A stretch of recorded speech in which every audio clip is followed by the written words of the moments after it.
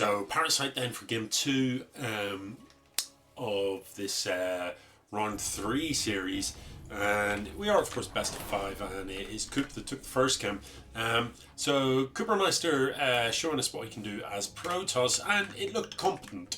There was nothing fancy, there was no harass, there wasn't anything like that, but he did manage to get to the 10-minute mark completely unharassed. Now, the thing about that is, generally when you're playing against Zerg, it's kind of, the onus is on the non-Zerg player to slow the Zerg down, in general. Because the way Zerg works, it's a numbers thing. You work by overwhelming numbers. And part of the reason for that is, hatcheries are cheap.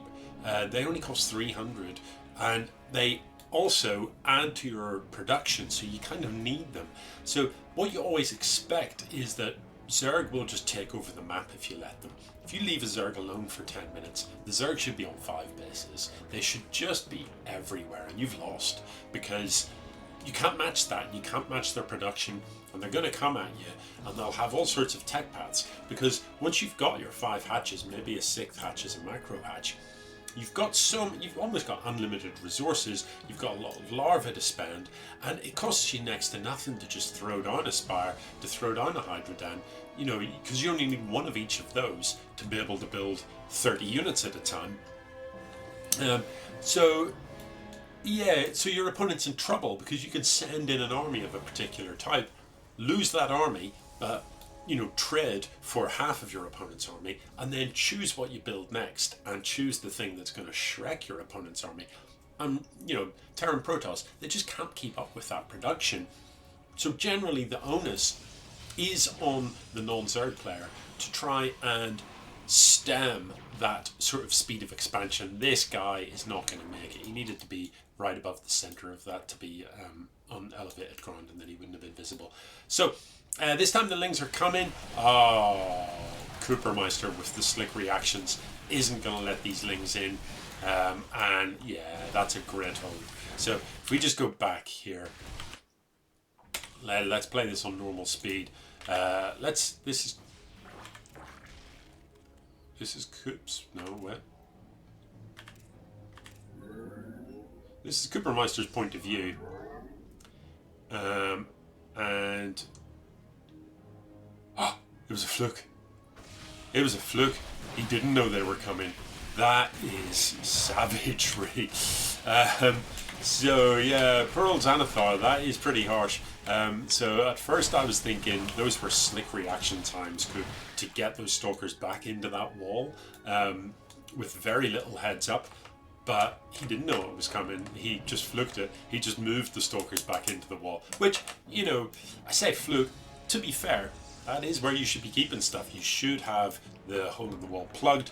But yeah, timing wise, my goodness, if he decides to move those stalkers back there, even just a few seconds later, the Lings are in, they're in his mineral line, and things are much, much more complicated. There's no cannon or anything like that in the main. So if those Lings get past the stalkers, things are very, very different.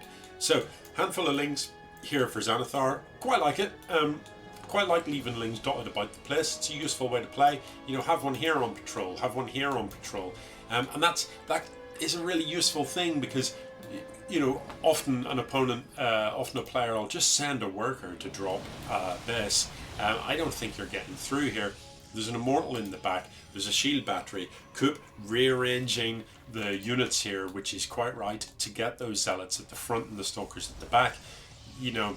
How are you going to break that? It's going to be very, very hard indeed. Let's have a look at the upgrades. Charge is done for these zealots, so they'll actually be pretty effective. Do like the corrosive balls. This Immortal actually soaking up that corrosive ball pretty well. The corrosive balls are good, but there just isn't enough here not to break a Protoss with a shield battery. You need a lot. You need to have a lot. So I'd really like to see Xanathar find another way in, find a way around, Nidus Worm or whatever it is, because look at this. You could drop a Nidus Worm here, and there's no way Coop sees it. So yeah, you could have had a lot of Lings in the back of KuperMeister's base. This looks a little bit ominous. There's no mining happening here, so income-wise, KuperMeister is actually well ahead. There aren't really any units here to speak of. There's 5 roaches in production, but the 2 immortals beat that on their own. So yeah, I think we're going to see GG fairly quickly here. The macro hatch, not sure about a macro hatch when you've only got 2 bases. Why not build it here? Anyway, yeah, so you know, you can see what Xanathar tried there. Did try and get some lings in, was unfortunate with that timing. But the push with the roaches, you know, that was doomed to failure. And okay, you might not have known that in advance, but you certainly found out when you got there. So why stay and fight against that shield battery, against that many ranged units? You're not going to beat that. So the better call would have been to run and think about an alternative attack path. Anyway, GG.